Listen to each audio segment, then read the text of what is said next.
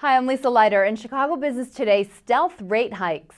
Utilities are pressing state lawmakers for automatic yearly rate increases, arguing that they need a more predictable revenue stream. But those same companies already are tacking on so-called riders on your bill that have nothing to do with how much power or gas you use. Steve Daniels wrote the story in this week's print edition of Crain's. We sat down to talk more about it. So Steve, what are these riders or these extra fees for, and how much money are we really talking about here? Well, they're fees to cover utilities costs for specific items or programs that are approved by the legislature or the regulators. So, for instance, for Commonwealth Edison, it collects through an extra fee on customers its cost of energy efficiency programs, its costs for unpaid bills, and also its costs of its smart meter program that it's currently running on a pilot basis. That all adds up, or it did in 2010, to $155 million. No small change here. So what's really at issue? I mean, are utilities trying to essentially double dip in consumers' pockets by putting these riders on the bills and then also going to state regulators and looking for a rate hike every year? It's more they're trying to get as much predictability in their revenues as they possibly can with less regulatory oversight over that.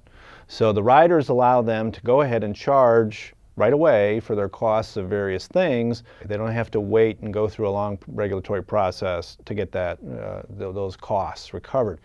The formula rates that ComEd wants state lawmakers to approve would allow them to apply that not just to these specific programs, but to everything they do. So that in essence that they would recover those costs every year. The regulators would come in after the fact to determine that those costs were actually prudently incurred. But currently they've got to go through an 11-month, fairly extensive, before-the-fact process. So the utilities are saying that basically this is all just a way for predictability. And to ensure that they recover all of the costs that they've laid out, or at least more of them, and that they earn the return that they're supposed to or that they're allowed to on a more predictable basis on their investments. So as a ComEd customer, should I be outraged about the fact that I'm paying these riders? Well, if they're getting so much more predictability in the riders that they are charging, why do they need even more through a formula process? What is the risk that they are undertaking here? Why is all the risk being borne by the ratepayers? What are the chances that ComEd will be successful in its attempt to try to bypass state regulators and have this formulaic annual rate hike? Nobody's closed the door on it, so it's still certainly a live option, but I wouldn't bank on it either. So it's tough to call.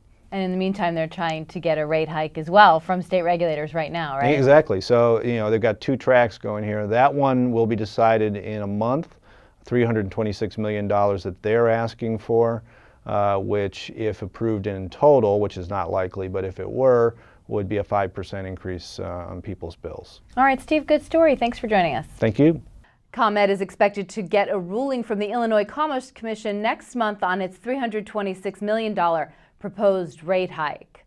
Well, that's this edition of Chicago Business Today. You can read more on this story in this week's print edition of Crain's and on chicagobusiness.com. And don't forget to download our mobile app so you can watch us anytime, anywhere. Go to chicagobusiness.com/mobile apps. Thanks for watching. We'll see you tomorrow.